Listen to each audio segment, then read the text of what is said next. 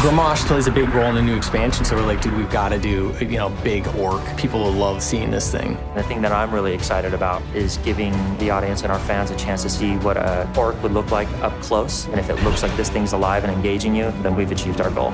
This is an awesome character. Every time we do one of these projects for Blizzard, when we're done, we're just so proud of it. This is a sculptor's dream.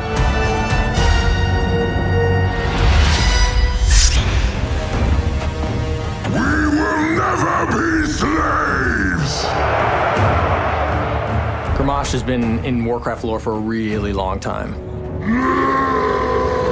So it's important we make the statue really epic.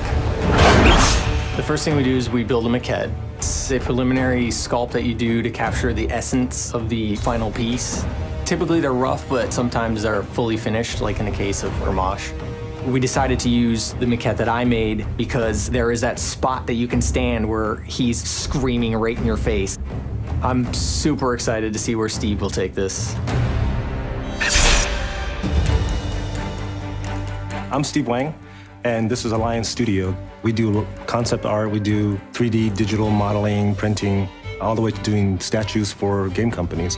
I've been working with Blizzard now for about 10 years. The first project that I did for Blizzard was Nova, and it led to doing Illidan, Kerrigan, Jim Raynor, and Tyrael.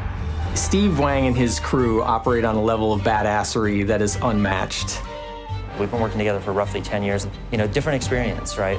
Same level of commitment to quality, but now he's got this full-fledged studio, some of the best craftsmen in the world, right?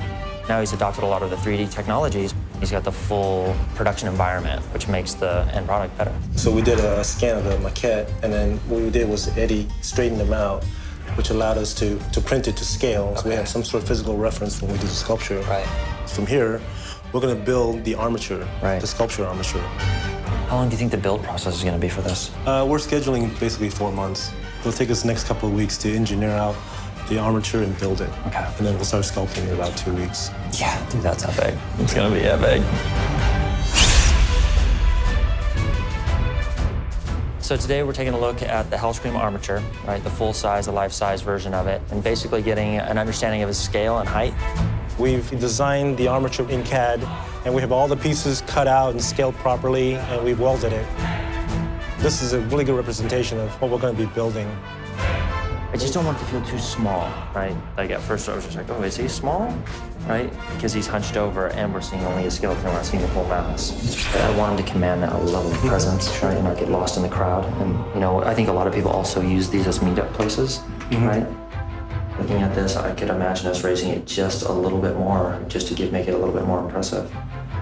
Yeah, that to me feels more in that sweet spot. The thing about Steve that's always impressed me, he creates these beautiful sculptures, and I come in, I'm like, hey, we need to elongate this, and I'm waiting for him to go, my beautiful sculpture, you want me to what? He immediately will take his knife and scratch across the surface of this almost final sculpture and be like, well, I'll have to cut it here. And he's just so professional about that.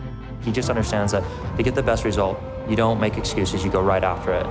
Having worked with Nick now for 10 years, knowing his taste and knowing he's so focused on the minutest detail, we know what we're in for. It's going to be a real challenge, but it's going to be a lot of fun.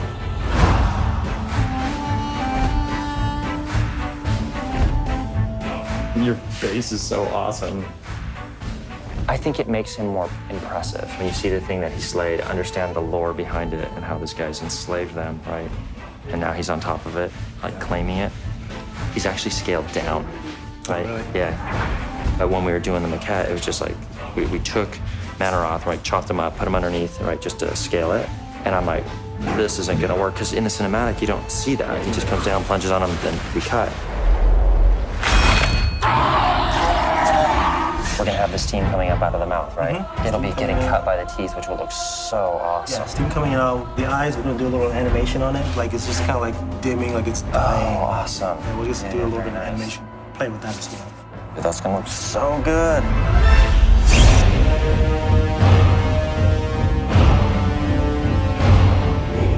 With a project like this, because there's so many elements, there's armor pieces, there's an axe that he holds. Once we get those pieces sculpted and molded, we can take these actual pieces and start putting it on. It's all just kind of a matter of juggling the time. You plan everything out so they kind of meet up at a certain point, timing-wise, so you can sort of move forward and be productive. The progress at which Steve and his team is working is unparalleled. Seeing at the rate at which they're producing this, quality, I've never seen anything like this. Oh my God. There's a story behind every piece of armor, every piece of costuming, the aging of it, it tells a story. I hope the fans of World of Warcraft can come up and see all the little stories on this character. I think that's going to be really awesome. So nice. Yes. I can't wait for the rest of the world to see, and I can't wait for BlizzCon to see this. I think it's going to be something really special.